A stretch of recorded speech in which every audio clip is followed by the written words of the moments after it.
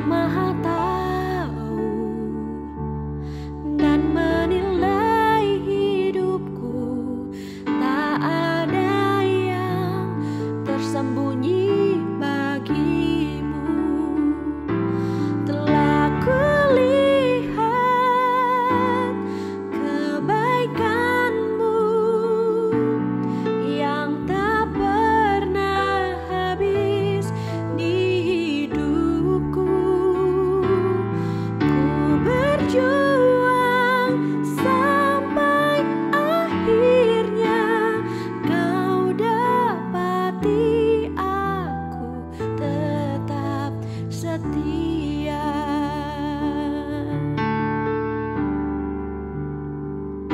Selidiki aku, lihat hatiku. Apakah ku sungguh mengasihimu, Yesus? Kau yang maha tahu dan menilai hidupku. Tak ada yang tersembunyi bagimu. Telah kulihat kebaikanmu yang tak pernah habis di hidupku. Ku berjuang sampai akhirnya kau dapati aku tetap setia.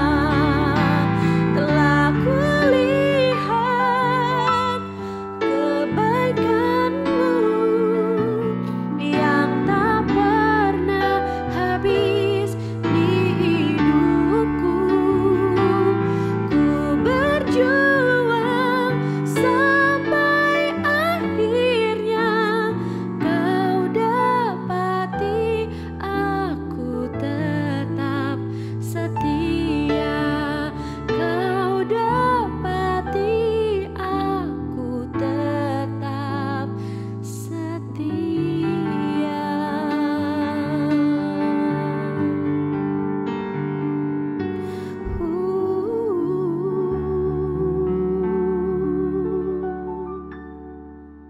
Shalom. Selamat pagi, selamat hari Minggu. Apa kabar? Khususnya Jemaat Tuhan GBI REM dimanapun kita berada di Minggu pagi hari ini. Cukup lama tidak ketemu. Atas anugerah Tuhan, Tuhan mempertemukan kita dalam ibadah online di Minggu pagi hari ini. Sebelum kita melangkah lebih jauh, kita berdoa sejenak. Kami bersyukur bisa beribadah bersama-sama dengan jemaatmu GBI REM di pagi hari ini. Dimanapun suara kami didengar, kami berdoa teguhkanlah firman-Mu ya Tuhan. Ambil alih jam pemberitaan ini dari awal sampai pada tamatnya. Berfirman buat kami dalam nama Yesus. Haleluya. Amin. Jemaat GBI REM yang dikasihi oleh Tuhan, senang bisa berjumpa dalam ibadah Minggu pagi bagi kita di pagi hari ini. Bagaimana di rumah? Ya, semuanya baik-baik, tetap bersemangat. Sekali Yesus, tetap Yesus dalam kehidupan ini. Bagi kita yang beribadah di rumah, tetaplah buka hati sampai selesainya ibadah ini. Terus kita memberikan diri kita kepada Tuhan, sehingga pagi ini menjadi pagi yang penuh berkat bagi kita semuanya. Mari kita siapkan diri kita. Kalau kita punya Alkitab, kita ambil Alkitab kita. Kita siapkan juga catatan kita. Kami terus mendorong dari studio ini, setiap kali kita mendengarkan firman Tuhan, mari kita belajar untuk mencatatnya dengan tujuan agar kita lebih mudah dapat mengulanginya. Kami meyakini kebiasaan kita adalah masa depan kita. Tema firman Tuhan yang akan kami sampaikan untuk kita di minggu pagi ini adalah hidup dalam ketaatan. Maksud tujuan kita mempelajari topik ini adalah agar setiap kita mengalami janji-janji Tuhan dalam kehidupan kita. Pagi ini firman Tuhan kami ambil dari 1 Petrus pasal yang pertama ayat yang ke-14. Mari kita buka Alkitab kita, kami akan membacakannya. Demikian firman Tuhan.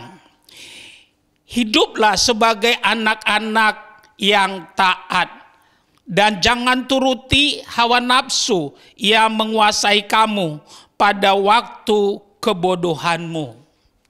Sebegitu jauh pembacaan firman Tuhan buat kita di minggu pagi hari ini. Yang diberkati oleh Tuhan adalah mereka yang mendengarkan firman Tuhan dan yang melakukan firman itu dalam kehidupannya. Hidup dalam ketaatan, itulah judul atau tema khotbah kita di minggu pagi hari ini. Sebagai pendahuluan kami ingin menyampaikan, waktu kita berkata saya percaya Tuhan Yesus, itu adalah keputusan yang paling tepat yang pernah kita ambil sepanjang kita hidup. Hidup adalah keputusan, setiap hari kita mengambil keputusan. Tahukah kita dari semua keputusan yang pernah kita ambil, keputusan yang paling tepat adalah waktu kita berkata saya percaya Tuhan Yesus. Keputusan itu menentukan apa yang akan terjadi untuk hidup kita, baik untuk masa kini maupun untuk masa yang akan datang. Kalau kita masih ada di dalam dunia, belum dipanggil Tuhan ke sorga, tidak ada tuntunan yang paling sempurna bagi kita untuk menjalani hidup dan membangun iman kita kecuali firman Tuhan. Karena itu sebagai hamba Tuhan kami mendorong kita, kalau kita sudah percaya Tuhan Yesus, milikilah Alkitab. Karena Alkitab adalah firman Tuhan. Kalau kita mau melakukannya, ada 3 hal yang akan terjadi dalam kehidupan kita. Yang pertama, kita akan mengenal Yesus lebih dalam. Tahukah kita akar kekristenan adalah pengenalan akan Yesus. Semakin kita mengenal Yesus dalam kehidupan ini, kekristenan kita berakar dalam, bertumbuh ke atas dan berbuah lebat. Yang kedua yang akan terjadi dalam hidup kita, kalau kita udah percaya Yesus, mau membaca firman Tuhan, membangun disiplin rohani dalam hidup kita, yang akan terjadi dalam hidup kita, iman kita akan terurus dengan baik. Alkitab katakan iman timbul dari pendengaran, pendengaran akan firman Kristus. Yang ketiga yang akan terjadi, kalau kita udah percaya Yesus dan kita mau mendengarkan firman Tuhan, membacanya dengan disiplin, yang akan terjadi dalam kehidupan kita adalah kita mengerti kehendak Allah untuk setiap kita. Kami percaya tidak ada tuntunan yang paling sempurna kecuali firman Tuhan. Sehingga kehidupan kekristenan kita tidak meraba-raba. Kita tahu betul apa yang Tuhan kehendaki dalam kehidupan kita. Hidup dalam ketaatan. Itulah tema atau judul khotbah kita di minggu pagi hari ini. Ada 4 hal yang kami mau bagikan tentang rahasia hidup dalam ketaatan. Kami berharap melalui kebenaran yang ada, setiap kita mengalami terobosan. Setiap kita mengalami janji-janji Tuhan. Setiap kita boleh mengalami kasih karunia yang daripada Tuhan asalnya. Nah, yang pertama kami ingin kita buka Alkitab kita, Yohanes pasal yang kedua ayat yang ke-5. Dikatakan demikian. Yohanes pasal yang kedua ayat yang ke-5. Kami berharap melalui kebenaran ini kita sungguh-sungguh bertumbuh di dalam kasih karunia Tuhan. Tetapi Ibu Yesus berkata kepada pelayan-pelayan, apa yang dikatakan kepadamu buatlah itu. Ini kisahnya adalah peristiwa pertama kali Tuhan Yesus melakukan mukjizat di Kana. Yesus diundang dalam pesta perkawinan di Kana. Nah, apa yang terjadi tidaklah berkelebihan kalau kami berkata semua orang yang berpesta biasanya sudah mempersiapkan segala sesuatu dengan baik. Semua udah dihitung, termasuk berapa tamu yang akan diundang dan berapa banyak persiapan makanan dan minuman yang harus disiapkan. Tetapi dari peristiwa Yohanes pasal kedua, kita boleh tarik pelajaran yang berharga. Itulah hidup. Apa artinya itulah hidup? Bahwa perhitungan manusia bisa meleset. Tapi kehadiran Yesus sungguh luar biasa. Dia menjadi jawaban untuk semua kebutuhan dalam kehidupan kita. Kita tidak tahu apa yang akan terjadi nanti. Kita tidak tahu apa yang terjadi besok. Tapi kehadiran Yesus dalam kehidupan kita, dalam rumah tangga kita, dalam kehidupan kita sehari, itu membuat saudara dan saya akan menjalani kepastian dalam kehidupan ini. Hidup dalam ketaatan. Yang pertama rahasianya kalau kita memperhatikan Yohanes pasal 2 ayat yang kelima yang kita angkat pagi hari ini. Yang pertama yang akan kita alami adalah kita akan mengalami mujizat Tuhan. Percaya atau tidak, ketaatan akan mengundang mujizat Tuhan. Karena itu kami mau tekankan buat kita, kalau kita udah percaya Yesus, kami mau katakan, mari belajarlah taat dalam kehidupan kita, sehingga saudara dan saya melihat yang tidak mungkin menjadi mungkin, yang tidak ada menjadi ada, yang tidak mungkin akan menjadi kenyataan dalam kehidupan kita. Sebagai hamba Tuhan, kami ingin menekankan buat kita, Tuhan tidak pernah membeda-bedakan orang. Tetapi yang membuat perbedaan adalah respon kita terhadap apa yang kita dengar. Ada banyak orang dia pergi ke gereja, ada banyak orang dia dengar firman Tuhan, tapi banyak kali daripada kita masuk kiri keluar kanan atau masuk kanan keluar kanan. Tapi yang kami mau tekankan buat kita, responilah, karena Tuhan adalah hidup adanya dan dia tahu siapa yang mengasihi dia. Dan pagi hari ini kami mau tekankan, orang yang taat dekat dengan mujizat Tuhan. Sebagai pelayan Tuhan kami ingin tekankan, kita percaya Yesus bukan karena Tuhan bisa membuat mujizat, bukan. Ya, kita percaya Yesus karena dia Tuhan yang sesungguhnya. Tetapi kami mau tekankan buat kita, di dalam Yesus tersedia apapun yang kita butuhkan. Oleh karena itu kami mau katakan, mari kita praktekkan kebenaran ini dalam hidup kita, supaya hidup kekristenan kita penuh dinamika, yang pada akhirnya membuat saudara dan saya akan bergairah dalam mengikuti Tuhan di dalam kehidupan ini. Sebagai pelayan Tuhan kami ingin tekankan, banyak kali kita udah lama jadi Kristen, tapi kenapa tidak terjadi sesuatu terobosan dalam kehidupan kita?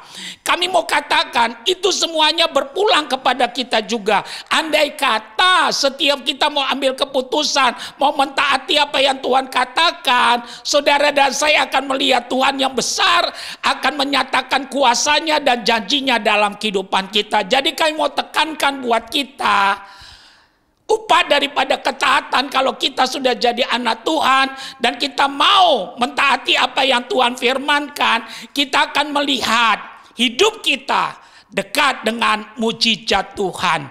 Alami ini dalam hidup kita, khususnya di hari-hari yang sulit ini. Kami mau katakan, belajarlah mentaati apa yang Tuhan katakan. Apa artinya mentaati apa yang Tuhan katakan? Lakukan apa yang Tuhan katakan, jangan lakukan apa yang Tuhan tidak katakan. Kalau itu yang kita lakukan, Tuhan yang besar bukan cerita, tapi itu akan nyata berperkara, menyatakan kuasanya dan janjinya dalam kehidupan kita. Yang kedua, yang kami mau tekankan buat kita, mari kita lihat Maliaki pasal yang ketiga ayat yang ke-10. Kami ingin kita lihat Alkitab kita, Maliaki pasal yang ketiga ayat yang ke-10. Kami berharap melalui kebenaran yang ada ini, ada terobosan di dalam kehidupan kita. Karena kami percaya langit dan bumi boleh lenyap, tapi firman Tuhan itu kekal adanya. Allah bukanlah manusia sehingga dia berdusta. Apa yang dia firmankan akan dia lakukan sempurna dan segera. Kami akan bacakan Maliaki 3 ayat 10. Dikatakan demikian. Bawalah seluruh persembahan persepuluhan itu ke dalam rumah perbendaharaan, supaya ada persediaan makanan di rumahku.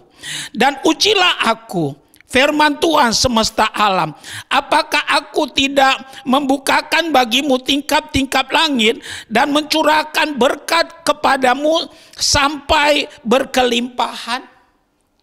Luar biasa, dahsyat. Kami pastikan Yesus Kristus tetap sama dahulu, sekarang, sampai selama-lamanya. Apa artinya tetap sama? Kalau dulu dia bisa melakukan mujizat, sekarang juga bisa melakukan mujizat. Kami mau tekankan buat kita, tidak menepati janji itu dosa. Dan Tuhan tidak mungkin berdosa, dia sempurna dalam segala hal. Hidup dalam ketaatan. Yang kedua, kami mau tekankan buat kita, selain kita dekat dengan mujizat Tuhan, yang kedua, kita akan mengalami berkat-berkat Tuhan. Luar biasa. Tuhan tidak pernah membeda-bedakan orang. Tapi orang yang mau melakukan dan mau melaksanakan apa yang Tuhan katakan, mereka akan melihat kuasa dan janji Tuhan dinyatakan dalam kehidupan kita.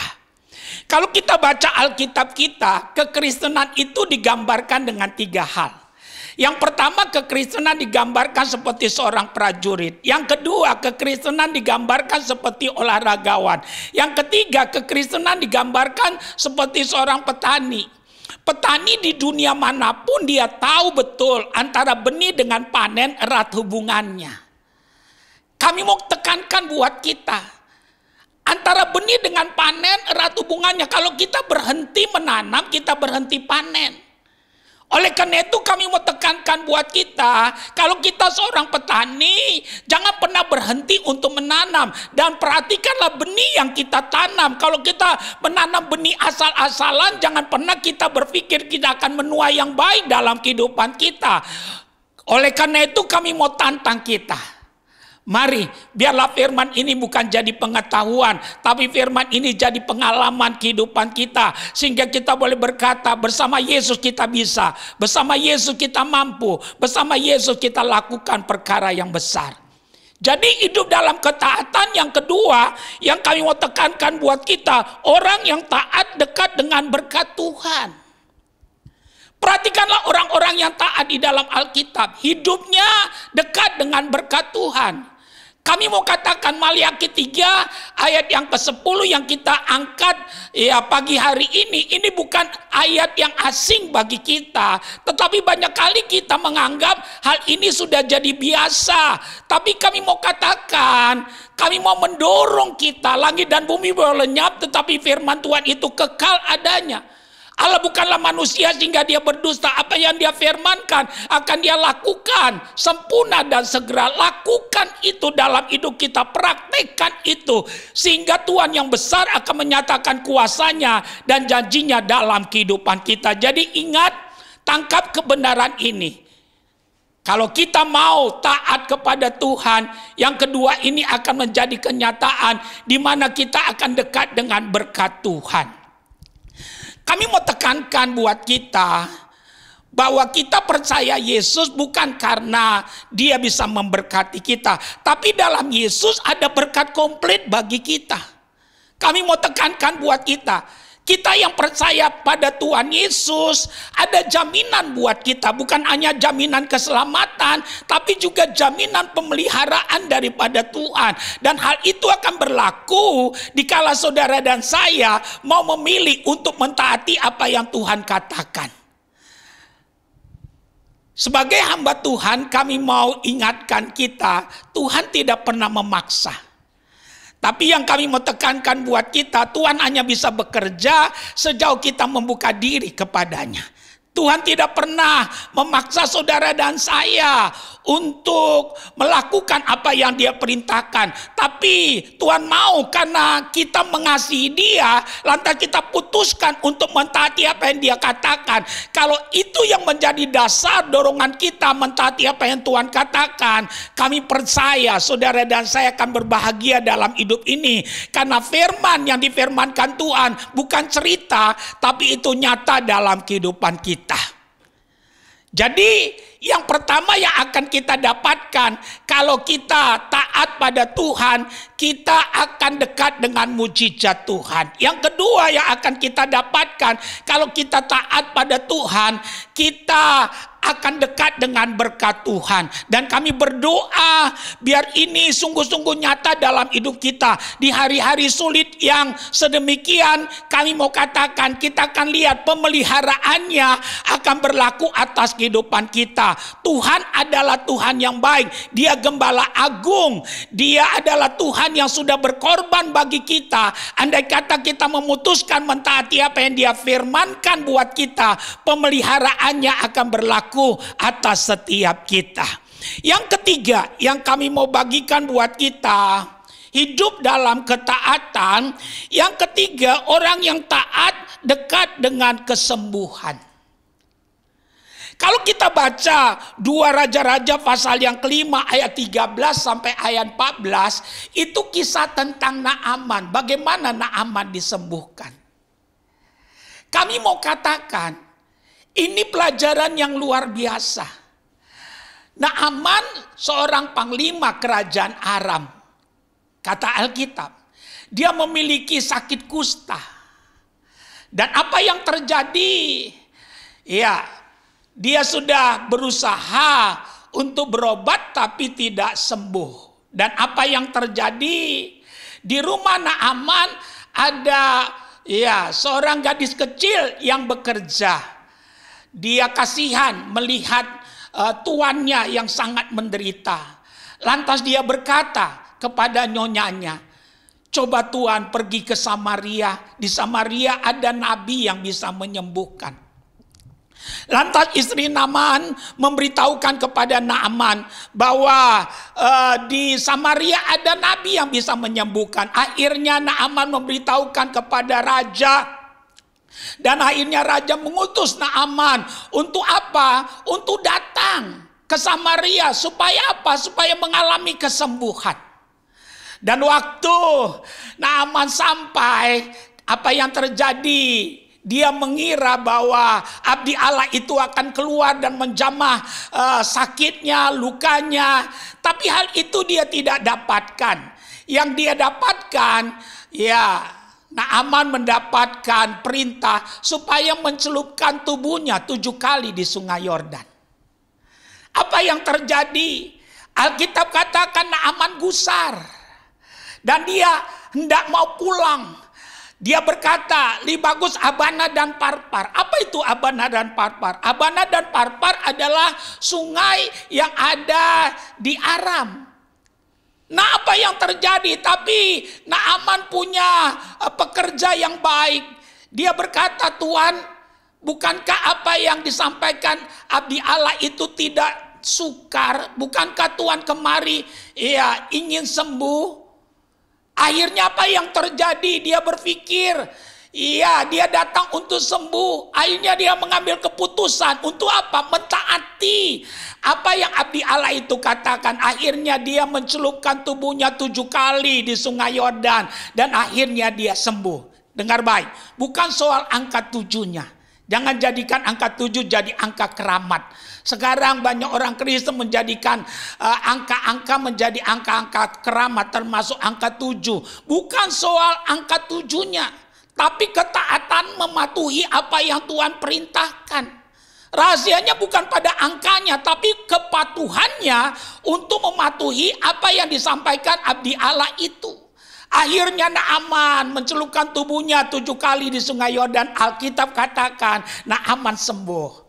Kami berdoa biar jemaat Tuhan GB Irem dimanapun kita menyaksikan siaran di minggu pagi ini, engkau mengalami kesembuhan. Kami berdoa apapun sakitmu, Yesus jadi jawaban. Dia penyembuh untuk setiap sakit penyakit kita. Karena Alkitab katakan sudah selesai. Kami mau katakan yang diperlukan adalah kita mau mentaati apa yang Tuhan katakan, lakukan apa yang Tuhan katakan, bertobat dari kebiasaan berbantah-bantahan, tapi rendahkan diri kita di tangan Tuhan yang kuat, maka Dia akan menggenapi janjinya dalam kehidupan kita. Naaman disembuhkan karena dia mau taat. Kami percaya jemaat Tuhan GB Irem dimanapun kita berada, engkau juga pagi ini akan mengalami kesembuhan.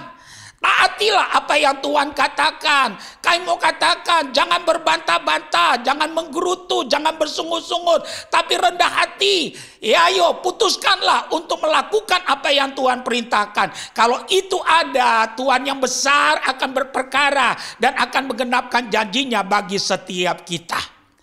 Yang terakhir, yang keempat, hidup dalam ketaatan. Yang keempat, orang yang taat dekat dengan pertolongan Tuhan. Haleluya. Sebagai pelayan Tuhan kami mau katakan, sekarang banyak persoalan yang dihadapi oleh manusia. Bukan hanya kita di Indonesia, tapi Alkitab katakan ya seluruh dunia menanggung penderitaan yang sama. Tapi kami mau katakan, bagi kita yang percaya pada Yesus, kami mau katakan Tuhan itu dekat kepada kita. Dia cuma sejauh doa kita. Karena dia ada di dalam hati kita. Karena itu alami pertolongannya, alami janjinya. Nah yang keempat ini, kami mau tekankan buat kita, orang yang taat dekat dengan pertolongan Tuhan. Haleluya. Kalau kita baca 2 Raja-Raja pasal yang keempat, ayat 3 sampai ayat yang ke-7, ada kisah yang luar biasa di sana. Kami ingin supaya setiap kita membuka Alkitab kita, 2 Raja-Raja pasal yang keempat ayat 3 sampai ayat yang ke-7. Kita buka Alkitab kita sejenak. Ya, sehingga kita boleh mengalami kasih karunia Tuhan, di mana Tuhan yang berfirman akan menyatakan janjinya bagi setiap kita. Kita lihat 2 Raja-Raja pasal yang keempat. Kalau kita lihat di situ ya tentang minyak seorang janda. Ya, kalau kita baca kisah tentang minyak seorang janda ini, apa yang terjadi? Ya, suaminya sudah mati. Nah, penagih utang datang untuk mengancam. Ya. Dan ancamannya adalah mau mengambil anaknya untuk menjadi tebusan. Apa yang terjadi? Kami percaya ini persoalan berat. Tidak ada seorang ibu yang tega anaknya diambil menjadi tebusan karena tidak mampu membayar. Tapi kalau kita baca sampai akhir, sampai ayat yang ke-7, ada mujizat. Janda ini berhasil membayar hutangnya. Bagaimana bisa? Dia datang ke abdi Allah dan abdi Allah itu berkata, apa yang kamu punya? Saya tidak punya apa-apa, dia katakan, kecuali satu buli-buli yang berisi minyak. Lantas apa yang terjadi? Abdi Allah itu berkata, pergilah kepada tetanggamu, mintalah beberapa bejana. Sesudah itu masuklah kepada kamarmu dan tutuplah dan tuangkanlah minyak itu. Dan apa yang terjadi? Dengan tulusnya janda ini melakukan apa yang abdi Allah itu katakan. Dia tidak berpikir bagaimana terjadi prosesnya. Tapi yang dia yakini, Tuhan tidak mungkin berdusta. Kami mau katakan, milikilah ketulusan dalam hidup ini. Orang-orang yang tulus di dalam Alkitab dekat dengan pertolongan Tuhan. Dan apa yang terjadi? Janda ini ambil beberapa bejana pinjam dari tetangganya. Dia masuk ke rumahnya. Dia kunci pintunya. Dia tuangkan minyak itu. Luar biasa. Minyak itu tidak habis-habis. Terus sampai semua bejana penuh.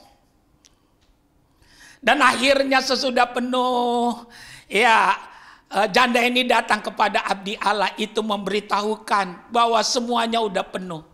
Dan abdi Allah itu berkata, juallah, hiduplah dari lebihnya.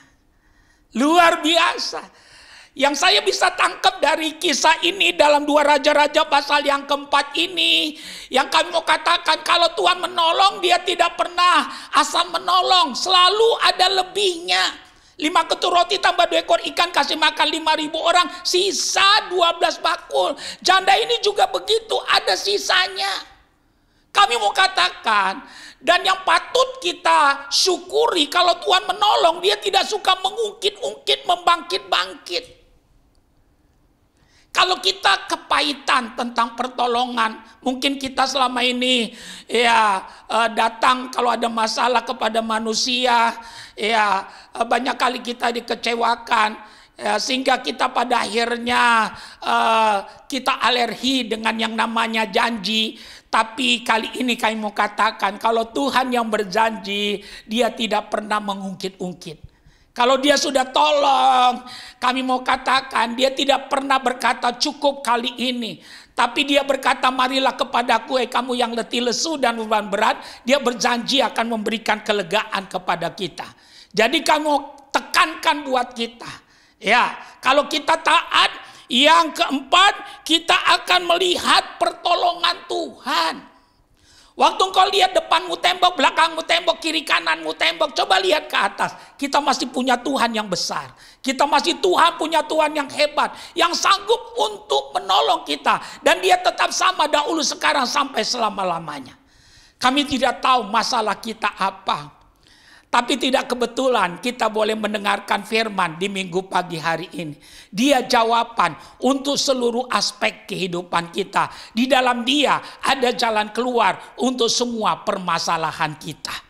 Kami simpulkan firman Tuhan untuk kita di minggu pagi hari ini. Hidup dalam ketaatan. Kami tidak tahu model kekristenan kita selama ini. Tapi kami mau ingatkan kita. Waktu engkau berkata, saya percaya Yesus, tetaplah setia apapun yang terjadi. Dan sesudah itu, taatilah akan firman-Nya. Sehingga Tuhan yang besar bukan cerita, tapi itu nyata dalam kehidupan kita. Ada 4 hal yang kami mau ulangi tentang hidup dalam ketaatan. Yang pertama, orang yang taat dekat dengan mujizat Tuhan. Yang kedua, orang yang taat dekat dengan berkat Tuhan. Yang ketiga, orang yang taat dekat dengan kesembuhan. Dan yang terakhir, orang yang taat dekat dengan pertolongan Tuhan. Pastikan, ambil keputusan untuk taat. Kalau selama ini kita tidak taat, tobatlah. Datang kepada Tuhan, kami percaya ada pengampunan. Karena Alkitab katakan, bulu yang terkulai Dia tidak akan patahkan. Sumbu yang berasap Dia tidak akan padamkan. Asalkan kita mau datang, sungguh-sungguh mau bangkit kembali mentaati apa yang Dia katakan. Kami percaya kasih karunia-Nya tersedia untuk kita semuanya. Tuhan Yesus memberkati. Haleluya. Amin. Mari kita tunduk kepala, kita berdoa. Ya Tuhan, tanamkanlah firman-Mu. Suara hamba berhenti, tapi Engkau tidak berhenti bagi kami. Lawatlah kami Tuhan, melalui firman-Mu. Biarlah dimanapun suara kami didengar, ada iman yang dari Tuhan turun. Ada pemulihan, ada janji Tuhan, ada kuasa Tuhan yang bekerja melampaui apa yang kami doakan dan pikirkan. Jemaat, sebelum saya menutup ibadah ini, kalau engkau sakit, kalau engkau punya pergumulan, Yesus mengasihimu. Taruh kedua belah tanganmu di dadamu. Saya akan berdoa. Tuhan, Engkau melihat jemaat-Mu yang pada saat ini sesudah mereka dengar firman Tuhan, mereka meresponinya. Yang meletakkan tangannya pada bagian tubuh mereka yang sakit. Yang meletakkan tangannya pada dada mereka karena beban mereka yang berat. Hamba berdoa pada saat ini dalam nama Yesus, terjadilah mujizat. Yang sakit disembuhkan oleh Tuhan. Yang terikat dilepaskan oleh Tuhan. Yang berbeban berat, kami berdoa Tuhan melepaskan semua bebanmu. Kami berdoa padang gurun Dia rubah menjadi taman Eden. Jalan buntu Dia rubah menjadi pintu gerbang. Terimalah mujizat Tuhan. Kami serahkan Tuhan jemaat-Mu. Mari Tuhan, biar iman yang dari Tuhan bertambah-tambah dalam hidup kami. Ada kesetiaan dan ketaatan untuk setiap kami. Mari jemaat, dimanapun kita berada, mari kita boleh berdiri, mari kita angkat tangan kita, terimalah berkat daripada Tuhan. Kami bersyukur buat pimpinan Tuhan dari awal, pertengahan sampai tamatnya ibadah kami dan pelayanan firman ini. Ya Tuhan, hamba percaya dimanapun kami berada, kami percaya sesuatu sudah terjadi dalam kehidupan kami. Hamba berdoa pada saat ini, biarlah hidup kami semuanya, hidup jemaat-Mu GBI Rem, seperti pohon yang Tuhan taruh di tepi aliran air. Yang tetap segar dan menghasilkan buah. Apa saja yang dikerjakan, Tuhan mengurapinya dan membuatnya menjadi berhasil. Kami berdoa buat Bapak Gembala dan semua jemaat-Mu Tuhan. Dimanapun mereka berada, biar kuasa Tuhan turun, urapan Tuhan turun, mujizat Tuhan terjadi.